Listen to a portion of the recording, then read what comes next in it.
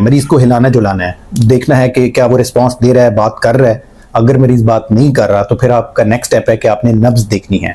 नब्ज में आप ना कैरोटिड पल्स देखते हैं, ये आप ऊपर आप तस्वीर देख सकते हैं, आपको समझ आ जाएगी।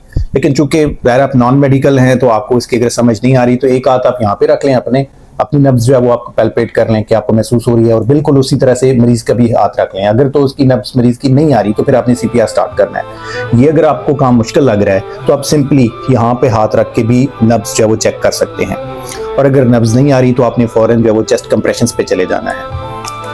अब अगला क्वेश्चन ये है कि चेस्ट कंप्रेशन करनी कैसे है।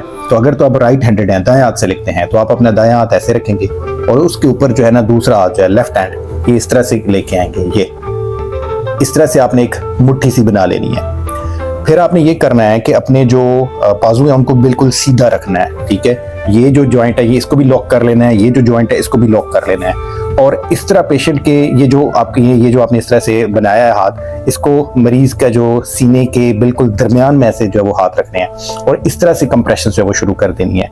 यानी जो आप मूवमेंट बेसिकली कर रहे हैं वो अपने इन शोल्डर जॉइंट के ऊपर मूवमेंट कर रहे हैं। आपने इस तरह नहीं करना, और ना ही आपने इस तरह से, बिल्कुल इनको लॉक कर लें, स्ट्रेट कर लें, और ऐसे आपने कंधों के ऐसे इस तरह से जो है वो प्रेशर देने हैं बिल्कुल, यानी कि ये आपकी मूवमेंट होनी चाहिए।